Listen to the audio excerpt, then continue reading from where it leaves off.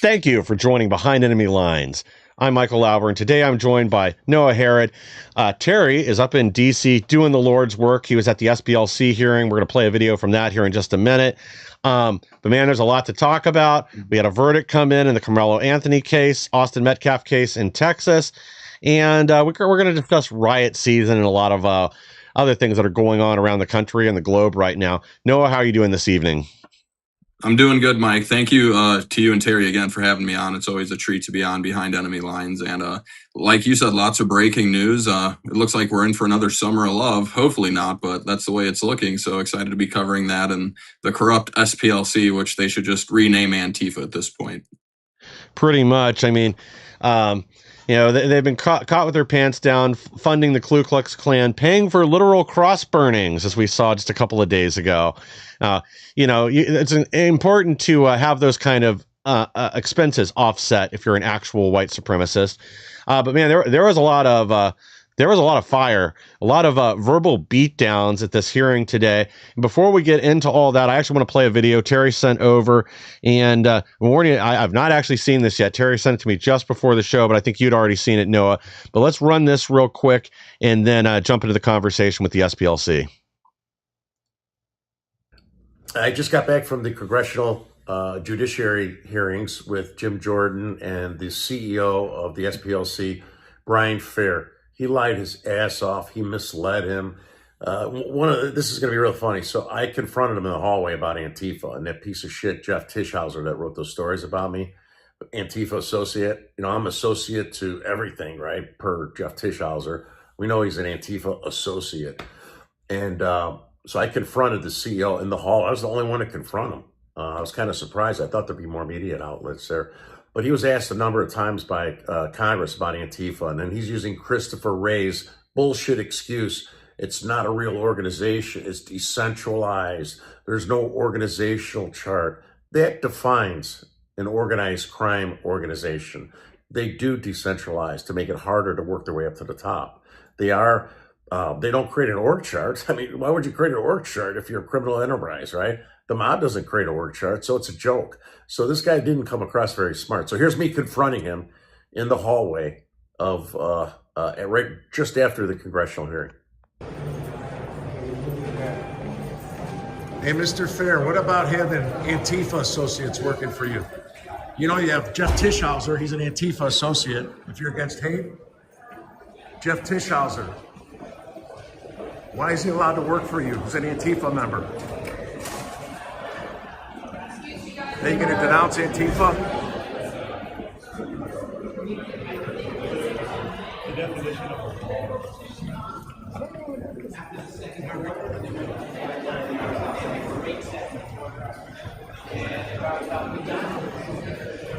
Mr. Fair, what do you think about Antifa working for your organization? I guess that means you're okay with it. Conservative Christian groups are considered hate groups. But Antifa and Jane's Revenge, that burns down Catholic churches and pregnancy resource centers, those are not hate groups. It sounds like you're really proud of that process. I'll move on because I frankly think it's disgusting. And you know what? I'd actually ask you to add me to your hate map. I'd be honored to. Catholic groups as hate groups, but not groups like Antifa, Jane's Revenge, Youth Liberation Front. We list groups that demonize and vilify people based on mutable characteristics or that express anti-government conspiracy theories. Believe that Antifa, Jane's Revenge, Youth Liberation Front are groups like that. It's my understanding that the FBI has said Antifa is an ideology, not a group. So a group, it's not a group that wouldn't be identified on our list. So you don't recognize it? I'm sorry? You don't recognize it? Sure.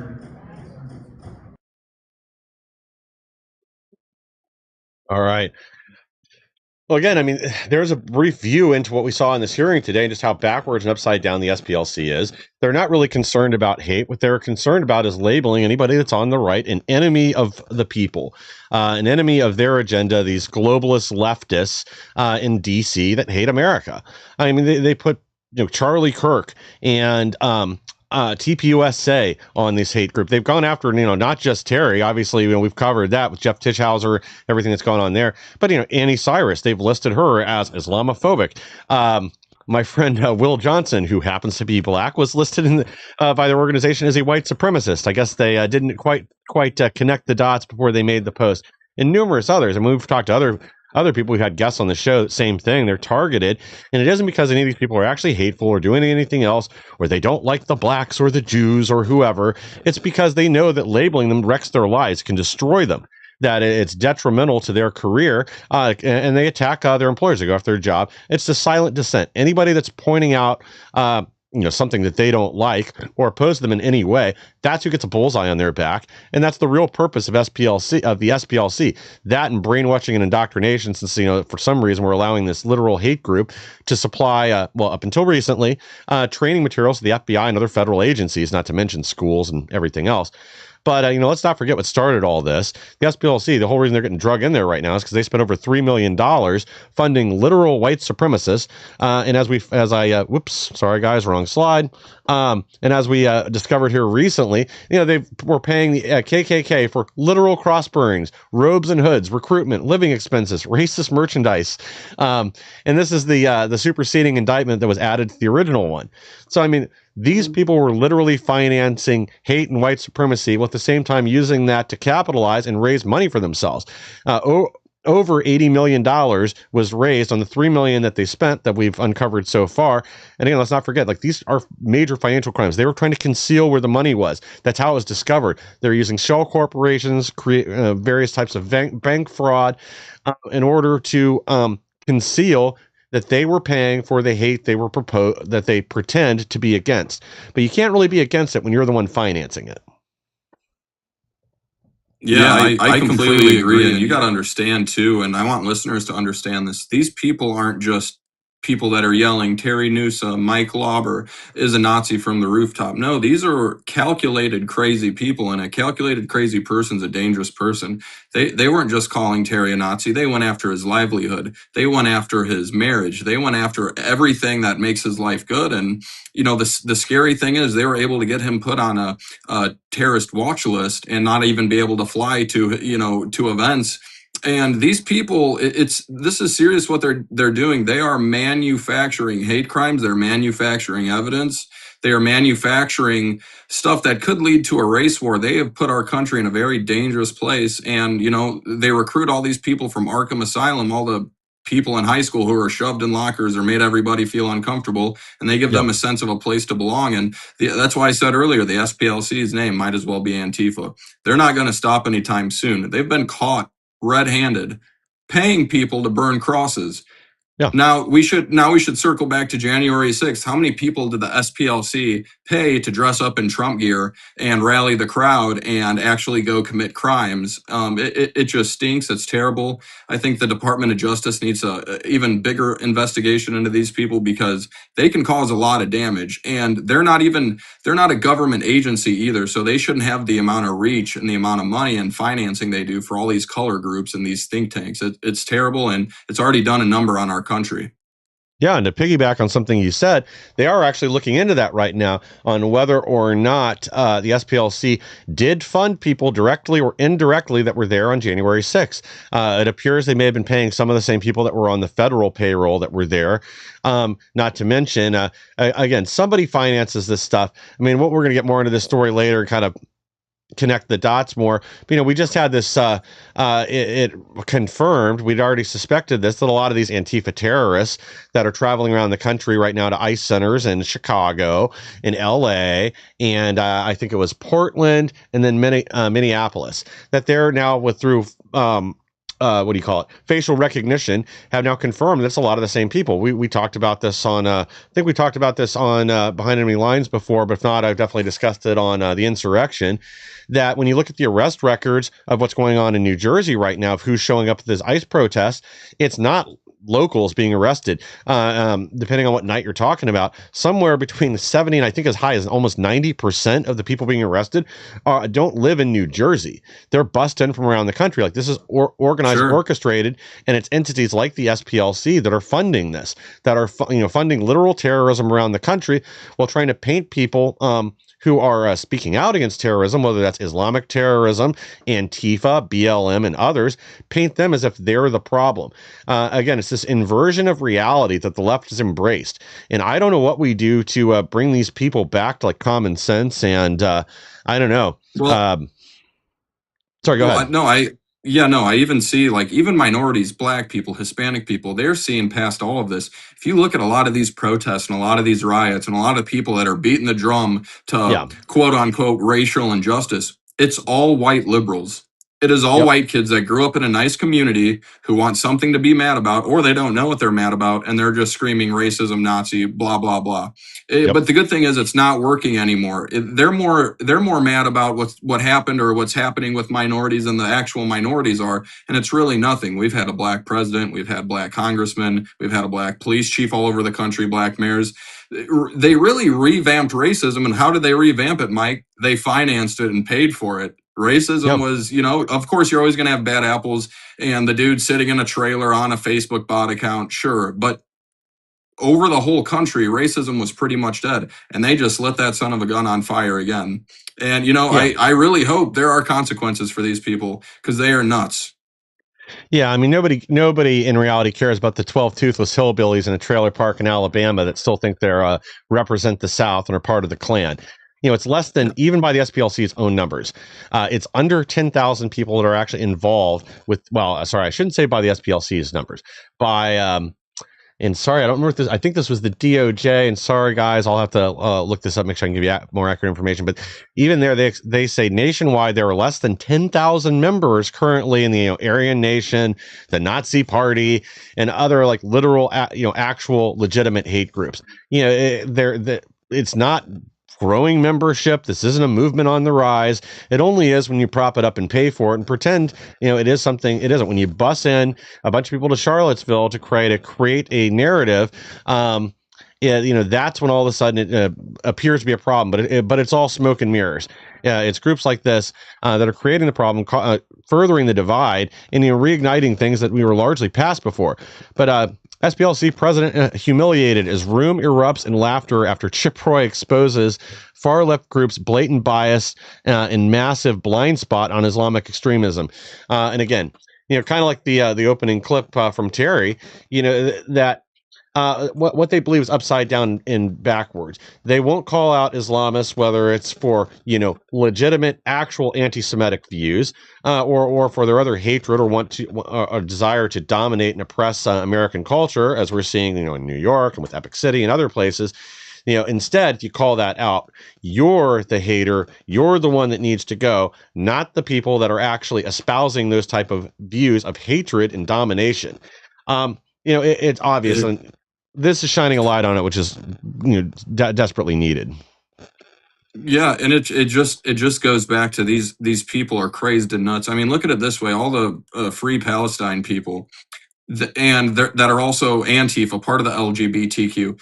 If they were to go to Palestine or any other Muslim country, they'd be thrown off a cliff in 5 seconds. And anybody that was gay, trans, even American for that matter, would get killed and thrown off a cliff. It's like chicken representing Kentucky Fried Chicken. It makes absolutely no sense. Look, Muslims hate us. Islam has no part in America. They hate the infidel. They're okay with lying to the infidel. They hate us. They've hated us for a long time. That's not going to change. So, I mean, it's just these people are supporting our enemies, and then they're also trying to make us enemies when we're not. I live in the deep South, Mike. You know this. I live in the dirty of Florida. There's no white supremacists burning crosses. There's no people dropping N-bombs. There's no people telling black people they can't come into this. It doesn't exist. We all go hunting together. We all go fishing together. We coexist. We love each other. And they're just it's just sad seeing them manufacture all of this, because as a country, we were pretty healed. We were, we were about 60 years from after segregation. Things were going well, and they just had to revamp it. And now they want to support our enemies outside the country, but they also want to make each other enemies inside the country. And it's the only way America will fall. Nobody's going to do a Normandy invasion in America and conquer us. But if we fall from the inside, we can. And the powers that be that finance these people, which then finance and produce all this fake racism, those are the people that want us, and these people are following them blindly. Antifa doesn't know what they're mad about. Bingo. We're only going to be destroyed from within. Add me to your hate map. We saw this in Terry's clip there. Rep. Lance Gooden torches SPLC CEO for protecting Antifa terrorists and Jane's Revenge church arsonists, while labeling Turning Point USA and Family Research Council as hate groups. And let's not forget, Family Research Council, their office was, I believe, firebombed after they were added to that hate map years and years ago. And it was, again, because they were labeled a hate organization. They are an anti-abortion group, a pro-life group. And again, these are the consequences, and this is what they want. Make no mistake about it. These are the type of outcomes that they desire. Here, I'll hand it off to you real quick, because I'm looking on something for the next story. There's actually an update to it. Yeah, no, it's just, and and also we're talking about consequences of this manufactured evidence and this manufactured, race war that they're trying to start. Someone getting firebombed. It could be the girl that was Irina, who was stabbed to death on a bus. It could be the girl that was set on fire in Chicago. Like, these have real life consequences when you got people who are already angry with their life, or they're angry about something, they're dealing with mental health issues, and then you give the rocket a booster and was like, oh, well, your life's this way because that person's white. And it all of a sudden, it's not okay to be white. So they forget there's real life consequences of white people being targeted from starting these race wars. And then on the other side of it, white people get fatigued over the whole thing, and they're like, hey, I'm white, I was born right, there's nothing wrong with it. And then it creates two opposing forces, and it makes it worse for everybody else. So there should be consequences. There has to be consequences. It's the same thing as manufacturing a crime. If you pay somebody to go burn a cross, and then a black person's upset that a guy burned the cross and attacks a white guy, well, guess what? He wouldn't have done that had they not burned that cross and pushed that agenda in their head. Well, again, their real purpose is to sow division. I don't know if the SPLC is staffed by useful idiots or true believers, but at the end of the day, they're accomplishing their goal, and that's further dividing America. So again, organizations like this need to be stripped of their tax-exempt status. I don't know why that hasn't been done yet. And I'm glad they're being prosecuted, and hopefully we have many more crimes to reveal, and we can I think we are going to find that they are paying more agitators and creating more of this than what's been uncovered so far. I'm sure we're going to find out their thumb was on the scale on January 6th, not to mention other places as well. And I think there's going to be more coming out. And pull our next slide, and here's where we got the update. Dr. Alveda King blasts SPLC and crazed lunatic Jamie Raskin during congressional hearing. They need to stop killing the babies and cutting penises off. And again, this is the kind of causes that they latch onto. Well, I guess Jasmine Crockett didn't like that. Crockett goes on racist screaming rant against white men, attacks Charlie Kirk, and claims Alveda King can't represent Martin Luther King. Again, this is who the people are. I've had numerous guests on before discussing the real history of Martin Luther King and the civil rights movement and some of the infiltration there with socialists and communists and all that. But at the end of the day, I don't think Martin Luther King Jr. would be getting behind the trans movement or a lot of the other things that are going on today. Sorry, go ahead. This wasn't part of Martin Luther King's dream in no way, shape, or form. He wasn't dreaming about white people, and who are mainly transvestites, by the way, transformers, whatever you want to call it, gender benders. It wasn't his dream for white people to cut off their genitals and be able to transition and have taxpayers pay for their surgery. No. And, as far as Jasmine Crockett goes, what has she ever done a day in her life to help or anything besides scream racism on a camera and yell really loud? Yeah. It's disgusting. And Aveda King comes from a lineage of pioneers that actually helped our country and helped to divide when things weren't right, when we did have segregation. So they have no idea what they're talking about. To go against Aveda King is just ridiculous. She comes up from an amazing lineage of people that have done really good things for this country, and to throw her under the bus. But I'll tell you this, Mike, the left is the ultimate gaslight of all time. It doesn't matter who you have representing you. It doesn't matter how right we are. It doesn't matter how many facts we have. They are the ultimate gaslighters. That's all they Yeah. are. They're a gaslight. Well, Jasmine Crockett's just upset that she lost her seat in Texas due to redistricting, and she won't be able to, do her performative art in Congress anymore. But I'm sure she'll land a job at CNN. So don't you worry there, Jasmine. All right, guys, let's jump into the other big story that's kicking off. And I'm watching. Sorry, you guys keep seeing me look off to my phone, so I'm scrolling through headlines to see what comes from this next. Jury finds Carmelo Anthony guilty of murder. Murderer sobs like a little bitch in court as he now faces life in prison. Earlier today, I was getting phone calls from people that were freaking out because the jury, they thought the jury was kind of being instructed to step down to manslaughter. They were offered that as an option, but no, the jury did the right thing. They came back and gave him a guilty verdict. I want to say one other thing here too. Is the media all over the place is saying that this is a racist jury. It was all that rather than saying being honest, they're saying, well, they wouldn't put any black members on the jury. They're trying to portray it as if it's just a bunch of white people. It isn't. It's Texas. There's a bunch of Hispanic people on there too. And again, the blacks that they interviewed, unfortunately, they had a bunch of them that say that they couldn't convict to Carmelo Anthony because of his skin color. And sorry, if that's part of what you're going into court with, that you don't think you can convict. How did they phrase it? Yeah, they couldn't send another young black man to jail. Well, sorry, tell him not to stab people. Then he doesn't have to worry about jail. But there's already a freak out going on there. I want to play a video for you guys here in a second. But I guess also Carmelo Anthony, apparently, the judge even said his attorney was misinformed. He thought he was going to be able to go home after the guilty verdict. That ain't how it works in Texas. This isn't Chicago. You're immediately, I believe you used the term arrested, and he'll be spending the night in prison, or I guess in a jail. He'll be shipped off to prison later. But right now, I haven't seen an update if they've sentenced him yet. I guess his mother spoke in his defense, asked for a leniency, cried on the stand. But we go ahead and get your thoughts on this, and we'll move to the next segment of the Carmelo Anthony saga.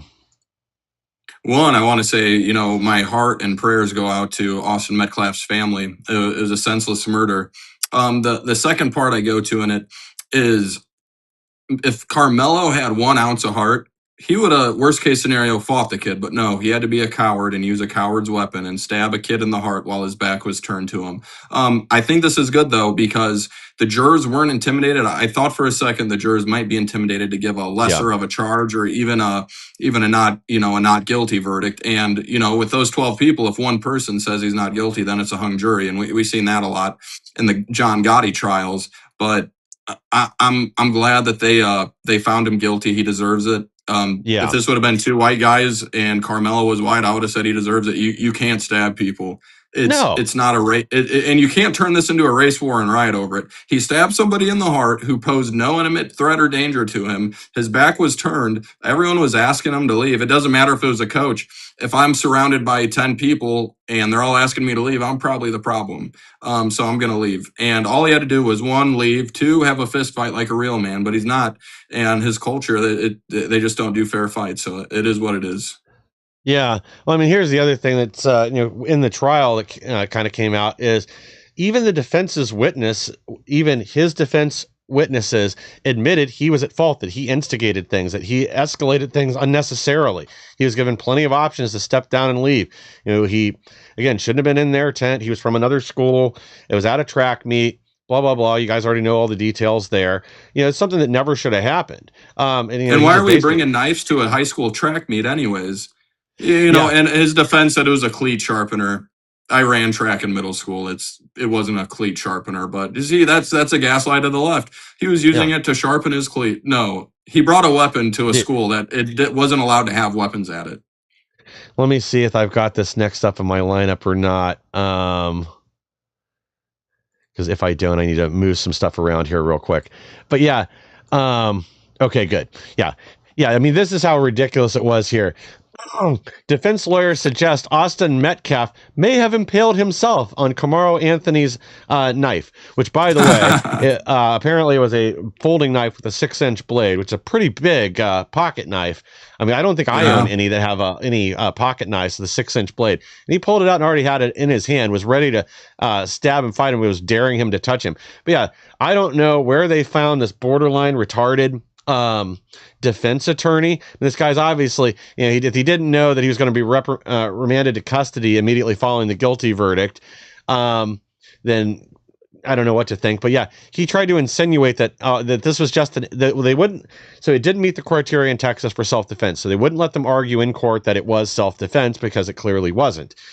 So instead, the attorney tried to insinuate that, oh, maybe this is just an accident. He might have impaled himself. I mean, even though Carmelo Anthony had no reason to draw a weapon and hold it out in front of him, Austin Metcalf just walked right into it, and wouldn't you know it, it killed him. I don't think that's how that works. Yeah, and I bet they're not going to go for that to defense on the appeal, because they probably will appeal it, but it'll go nowhere. I mean, this case was open and shut, and like we talked about earlier, when it only took them a couple of hours to deliberate, that's usually a bad sign. It's an easy case to call. Yeah, they probably came with a verdict in the first 5 minutes, and they're trying to decide, like, can they get home and get their family to safety before the mob comes after them once their names are revealed? Because I mean that's part of the intimidation right now, and we got some updates there too. So, and I don't have this video, but disgusting video. Carmelo Anthony supporter declares both brothers should have been dead outside the courthouse after guilty verdict. Black Panthers pushing race war. So, this is what's going on in Austin right now. This is the real concern that this may turn into something bigger, because, the Antifa blue-haired moonbats from Austin are up there in Dallas right now outside the Cullen County courthouse. And it's a suburb of Dallas. It's McKinney, Texas. It's right by where Annie used to live when she lived in Texas. We drove through here many times when I was down there. But anyway, tensions boil over outside courthouse after Carmelo Anthony found guilty of murder. Deputies make arrests. So let me go ahead and run this video for you real quick, get you to respond. Then we'll move on. I got another video after that. On both sides, it's become a racial case, so that has heightened things as well. And it looks like my photographer is telling me they are arresting someone right now. See if we can get a little bit closer. Like I mentioned, I'm not surprised that they made this arrest quickly, because deputies here have been making sure that Sorry, we are moving a little bit closer. I'm not surprised that this arrest happened quickly, because deputies have made their presence clear that they are not going to tolerate any form of chaos, and looks like they have taken him out. As they should. Yep. The Antifa should probably realize, Texas, Florida, these southern states, we're not Chicago, we're not Portland, we are not New Jersey. If you come to a conservative state where we have stand your ground laws, we will stomp your ass. We do not put up with it. Whether it's us or the cops, that's what's going to happen. So, and that's what we need to see across the board. It was yesterday in New Jersey, a member of Antifa took one of those, I think it's like a Yeti water bottle, took it, smashed an agent's windshield, didn't get arrested, didn't even get cuffed. The agent was then not even able to leave work. They're standing in front of agents' cars all day as they're trying to leave after they've done a good duty for their country, and they're not even letting them leave. I say run them over, or the latter. And you know what? These are kids and adult bodies that throw a fit every chance they don't get their way or something doesn't go their way. And the best way to go forward with somebody like that is whoop their ass, stomp their ass, and they'll stop. And we need to be harder on them. You're exactly right. And they already know, like, police officers in the Dallas metro area are not going to screw around like they do in Chicago or Minneapolis or anything else. They're not going to stand down and let them throw their little temper tantrum. As soon as they get out of hand and start attacking people or violating the law, they are going to jail. No getting around it. Do you want to play speed bump in Florida or Texas or wherever else? I mean, they're sentencing these the 30 that tried to block the alligator Alcatraz down in Florida. I mean, they're doing serious hard time. They're doing, I think it was like 2 to 5 years. I know it was over a year that they're looking at, and they're not going to find a sympathetic jury. They're going to The prosecutors are going to take these cases very seriously. They may offer them a deal, but the deal is not going to be light either. You're not getting out in 6 months. You're doing a year plus. It's a felony, and then you're going to be doing probation and whatever else, making your restitution. You're not going to get a slap on the wrist. They're not going to let you go hang out in the women's prison. You're going to pay the consequences for what you did. Now, I got one other video. This one's from Nick Sorter. So this is another one of the crowd up there. And this is kind of why there are some concerns because, again, Antifa busts in their wackos from other places. We have the Black Panthers and other people there. And these people are psychotic. Like, they want blood. And I think they probably will. And we're keeping an eye on it. But I think once the sun goes down there in Dallas, we could see them try something stupid. But I think they're all going to leave in handcuffs. But then, our media is going to try to pretend that somehow they're martyrs, that this was suppression of their free speech. Because, if you're on the left, your violence is words and your words are violent. And, well, our words are violence. But here, let me go ahead and run this and get your thoughts on this one. This is a racist ass country. We gotta tell them the truth. Who don't get stop that cool ass shit? Nobody wanna hear about what we do to each other. We talking about what they doing to us. White folks kill white folks. Mexicans kill Mexicans. We ain't trying to hear no cool shit today. Go over there with them white folks with that. This is a racist ass country. We're in a racist ass state. This is a racist ass court. There ain't nothing else to talk about. When has a white boy been before an all-black jury? Tell us, media. Tell us, white folks. When has a white boy been before an all-black jury? Never. How's it murder? This is racist. Is he okay? Because you know what? Whatever the verdict is, he got justice. Because he got to go before a jury of 6. Or 12, instead of being buried by 6. We got to stand up. We're going to keep, that's right. You know what? Let this be in the scene. Exactly. Come on, sister. Come on, sister. She right. This is a war. This is a war. This is a war. And it's been going on. This war been going on. They never stop being racist. Well, that's what they're dealing with in Texas right now. Well, I tell the Black Panthers and their leaders and their people, this has nothing to do with race. You cannot stab people in the heart and expect to get away with it. You just can't. I don't know what else to say besides that. It has nothing to do with race. He killed somebody in cold blood. He's going to prison. Cry about it. Yeah, these people are delusional. Like there is no justification for this whatsoever. What happened, and again, this circling the wagons protect somebody because it's the same skin color. And there's actually another video I was looking for right before we did the show. Somebody else, admitting this that was out in the crowd yesterday, saying that there was no way that she could convict because Carmelo Anthony's black.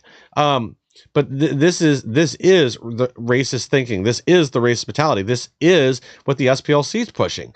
And this is why, again, we've got to end this. We have to get back to equal protection under the law, actual equal rights, and equal responsibility, which is the other important factor there that's missing.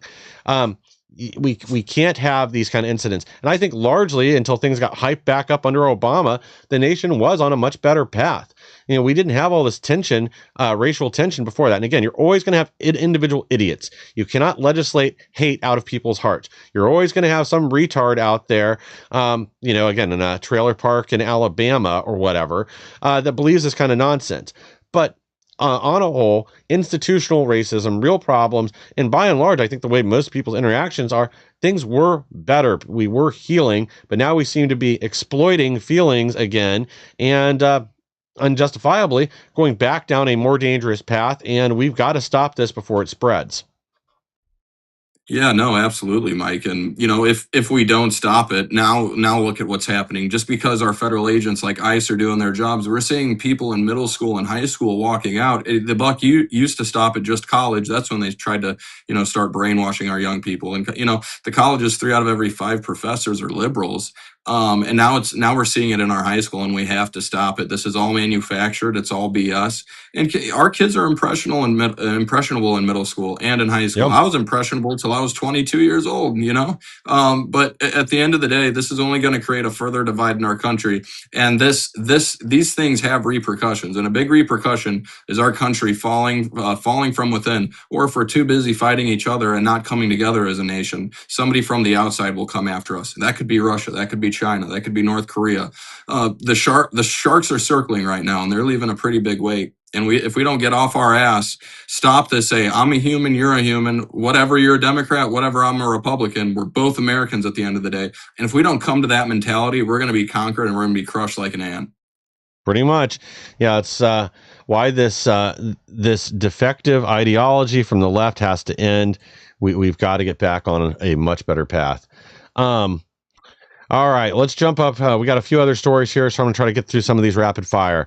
Revealed facial recognition confirms Delaney Hall agitators were at Minnesota and Portland anti-ICE riots. It's almost like somebody's been paying to send these people all over the country to assault federal law enforcement officers. To me, that sounds like a conspiracy. I don't know about you, Noah, but I mean, I'm pretty sure that's a federal crime. Yeah, that is. They wanted to. We were talking about mafia earlier. These people, Antifa is the real mafia. George Soros is the real mafia, funding these people through these NGOs, and they're saying, "Oh, that doesn't exist. Nobody's getting paid." I'm sorry. Yeah. Every time I travel to a different state, it costs me between $700 and $800, and that's conservatively. Yeah. So if you're taking hundreds of people on a bus or flights or whatever, you're paying hundreds of people to go there, multiply that by 800. There's some bad actors that have a lot of money into this. And I think we need to start with the Department of Justice and Todd Blanche first going after all these people funding the NGOs like Soros, and like all these other creeps. It's terrible, and long as they're getting paid, some of these Antifa members might not be lunatics. They're just people looking for a paycheck. It could be a mix. It could be less than others, more than others. Either way, if that money keeps flowing in, we're going to keep getting these protesters giving our federal agents headaches. They got a hard enough job. They don't need these lunatic blue-haired freaks, impeding what they do every day. Yep. And again, we just have to implement the actual law. Like, what was the point of putting Antifa on a terror watch list if we're not going to charge them with any crimes associated with that? And I get it. Some of these little splinter groups, whatever, technically aren't Antifa or whatever. Then we got to start taking the threat seriously. We know Neville Sigham's funding a lot of this stuff. That's slipped out multiple times. Well, time to prosecute him. Time to take the tax exempt status from a lot of these entities that are flying people around the country to create a narrative, because that's really what it's about. We know that, like I said earlier, we know it's not just the locals coming out. Yeah, in Minnesota, there were a lot of locals that were involved there. But in a lot of these places, they're busting in the crazies, and it's only a small percentage of people that live in the area.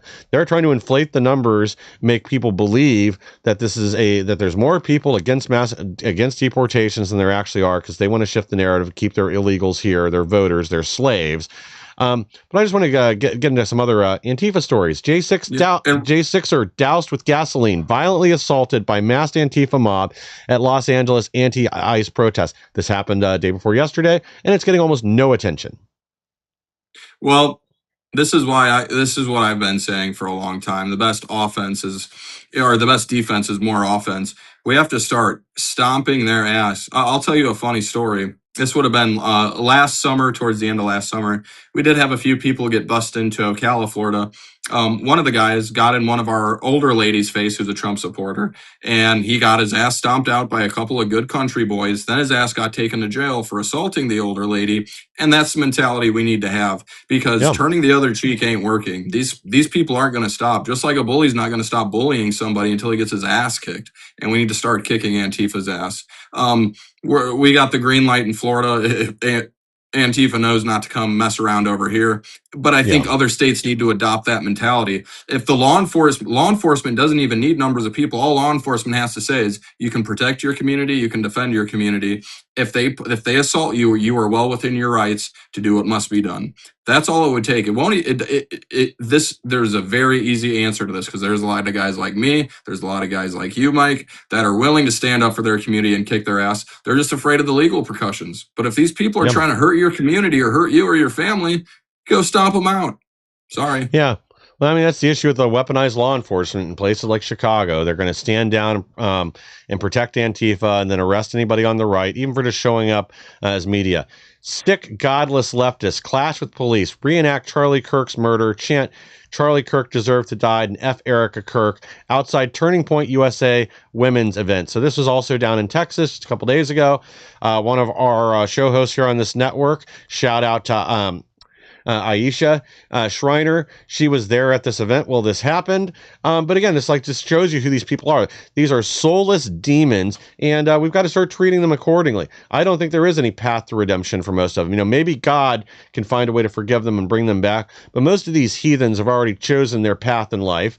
And again, they don't hold legitimate views. These are insane people. This, like you said earlier, this is like the Arkham Asylum inmates have escaped. This is the Rogues Gallery from Batman. They even dress the part. Yeah, and you got to remember, a lot of these people have extensive criminal history. A lot of these people are sex offenders. Two of them, including who Kyle Rittenhouse was able to dispatch of. Yes. These aren't people you would have over for Sunday night dinner. Obviously, there's a difference between them and some of the No Kings wine moms that are just holding a sign and shouting whatever. It's their right to do it. Disagree with them, but these are people. Like the kid that dressed up like Charlie Kirk.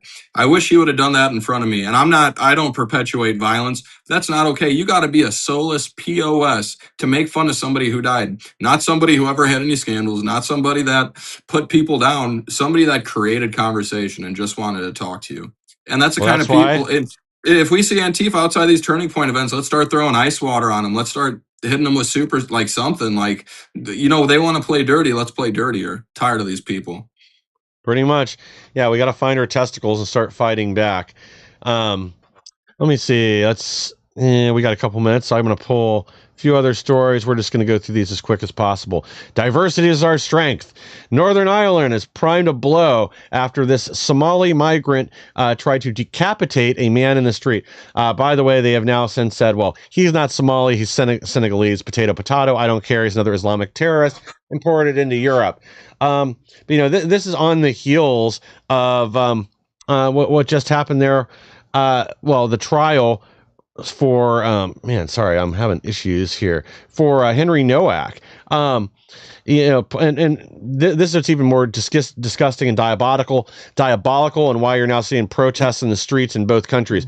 Police force sought to cast stabbing victim Nowak as the aggressor, planned to lecture the public on misinformation, but the truth got out before they could do anything about it. Now the police department has looked like fools. They're completely neutered by DEI.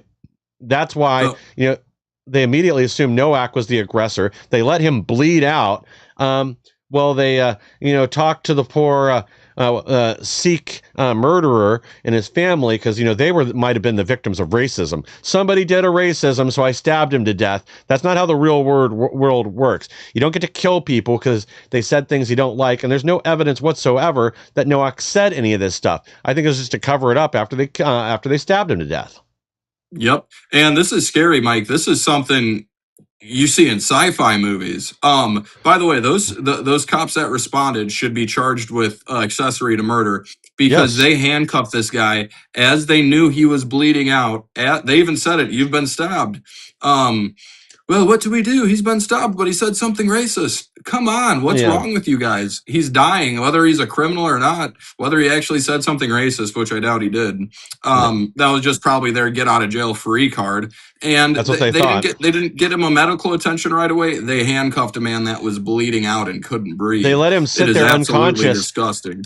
They let him sit there unconscious, bleeding out for 3 minutes before they even tried to intervene and give him any kind of care. And that's what happens when you don't have a Second Amendment. Yeah, well, that's what happens when you have soulless DEI losers administrating your law enforcement. When it's more important to them to protect people's feelings and to protect their lives, and to be politically correct. I mean, everybody's seen this, joke of a police force, what London's turned into, and the cancer is spreading. Guys, you really do need to take back your country over there. You guys need to go out and vote for Restore. Reform isn't enough. It's time for full measure. No more of this half-ass bullshit. You guys need mass deportations. We need that here. You have to excise the problem. You have to get all these leeches off the public dole, and you have to get back to leadership that actually represents Britain and its values. Same with every other country there. You guys don't need to be the dumping ground for every third world refugee across the face of the earth. They want to go make their country great again. Maybe they should go do it. But these are people destroying our society, destroying our culture, and they are parasites, and they must be viewed as such. And this isn't because of their race or anything else. It's because they have third world mentality, and they come over here and destroy our culture. They don't fit in. They aren't part of the solution. They are part of the problem. They sow disharmony, and they make every community less safe. So, time to actually stand up for ourselves, for our rights, and again, you don't see countries, and you never see the opposite of this. You don't see an Islamic country allowing Christians to come in and open churches. Right now, Europe is being conquered. Everybody knows it, and it's time to reverse it before it's too late. Yep, they need to be banging on the doors of Parliament and doing everything they can. I mean, they need all-out revolt at this point. I mean, they don't even have a Second Amendment to where they could step up against the government. And I highly doubt England's government will genocide all their people during a revolt, though I've been proved wrong before. They you guys, might. It's time you guys come to America, and you learn a little bit of our culture when we kicked your guys' butt, no offense, but hey, that's what it takes sometimes. You guys shouldn't have to live like that. You shouldn't have to live in fear. You're walking down the sidewalk. Some crazy Muslim decides he wants to kill you and then says, well, he called me the N-word or whatever, and make it up. You shouldn't have to live in that kind of fear. And that's where we're headed.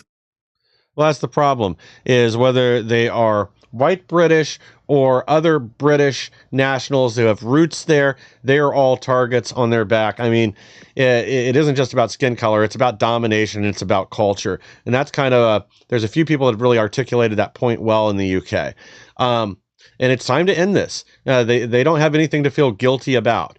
And that's part of the part of what drives this poisonous, treasonous ideology is this imaginary guilt. But I mean, again, I don't think even they necessarily, a lot of them believe it. I think for them, it's really about control and domination, just like we see here. It's the Democrats' pursuit of power more so than anything else. I'm going to sneak in a couple more stories here. Obama judge blocks Trump's $100,000 H-1B visa fee. And again, this would have, I think, largely solved the problem. If all of a sudden countries have to pay $100K per visa to bring in labor from outside of the country, then they're only going to do it when it's really necessary. And right now there's almost 1 million people here on H-1B visas. It's like 970 some odd thousand, or might be 985. I can't quite remember. But I mean, that should be cut down to maybe 25,000 people at the most. If there are real positions where we cannot find Americans to do the job, that should be the only time where this is ever an option. And those are going to be very few and far between. Like, I know robotics engineers are one of them right now. It's in desperate short supply. I know there's certain medical professions, same thing. But otherwise, and even then, this $100,000 fee, that should be used as an incentive or for scholarships to train people to the jobs that we're short on. But again, we got a judge blocking that because, we can't have nice things in America or simple solutions that make sense. No, and I'm getting tired of all these judges. And that visa fee, that's a really good vetting process. It's kind of like a credit check. Like, if you're serious and you want to be here and start a career and start a life, $100,000, nobody's going to put up $100,000 that's not serious about it. Well, make the company put it up. And they can afford it. Exactly. And all these people wanting to, we're not going to call him President Trump because I guess he's a king now. So King Trump is so bad. Yes. He can't even build a ballroom that he's paying for. And he can't even instate a fee to get money back into our economy for people that want to come here for a life from another country. That's a real king. Let me tell you. Yes. Yeah. Can't have a UCF fight. Can't do anything. All right. Let's end on a high note. Former Border Patrol Commander Greg Bovino throws his hat in the ring for 2028, vowing unyielding mass deportations. God, I'd love to see it, because yeah, we really need to go back to somebody with some testicles. I'm sorry, Mark Wayne Mullins, but you didn't even know who this guy was. He was leading the charge in Minneapolis and other places, so you clearly should not be at the helm right now. This is the guy that should be running the show. We shouldn't be backing down on any of this. We need mass deportations in every seat. We need to use every tool at our disposal to end this problem as quickly as human possible before the left gains power in some facet again and is able to unlock the doors and let infinity aliens in our country and finance them all for it with your tax dollars. Yeah, no, absolutely. And I remember a couple of months ago, I got to meet Greg Bovino at the CPAC for about 30 minutes and talk to him and really pick his brain. He's a good American guy. I mean, he would have my vote. I think it's going to be a little hard, especially competition wise and raising money. But I'd vote for the guy. He's been a great border patrol chief. He did a fantastic job. I wish he was still the chief. He's great, like Tom Homan. And I'd like to see him be successful in that position. I think it's kind of a Hail Mary right now. Now, maybe a couple of years down the road, who knows? But I really like the guy. He did great. He'd deport more if he could, if we had more resources and more people on the ground, boots on the ground. Yeah. He did exactly what he was hired to do. He did his job well, and if he's going to do that job of that scale well, I think he'd do good as president. I just think timing might be off, but who knows? Yeah, I mean, I think it's a long shot. Any single issue candidate is going to be tough to drag across the finish line, even if that's the main issue that people are concerned about, because you've got to have broad policy positions. And maybe he does. We'll see more from him. But I like that he's throwing his hat in the ring. Hopefully he can drag the real benefit to Greg Bovino running is he'll be able to drag other candidates in his direction, because people are going to get behind him for closing the border once and for all and having a real solution and real mass deportations. Because it isn't just deportations we need. Honestly, we need to use things like E-Verify. We need to incentivize people to self-deport. And honestly, I think we need to be taking anybody that isn't self-deporting, we need to be taking their biometric data. If they ever come back into the country again, you give them a lead aspirin. We let them know before they leave. And if you're gonna break into the U.S. again and we catch you, it's summary execution. We've got to make the consequences so extreme that people do not invade our country ever again. Because again, the reality there has to be good incentive, like that lead aspirin. Don't come back, because you're not welcome. And exactly. I think we can do it. And even if Bovino doesn't run for president, I think if Tom Homan's tired of Antifa, all their crap, he's done a bang up job with ICE. He'll always be remembered as one of the best border directors of all time. But I think Greg Bovino maybe steps into Tom Homan's place when Tom Homan gets tired of it and is ready to ride off into the sunset. There's a lot of things Greg Bovino could do great, even in a Senate or congressional seat too. So I hope he's somewhere. Yeah, same here. Well, Noah, again, thank you for joining us tonight. To our audience, thank you for being here. Terry should be back with you here on Thursday. I know we've got some stuff already lined up there. So thank you guys for joining us tonight. Please like, share, and subscribe. Help us to grow so we can bring more people the news, the mainstream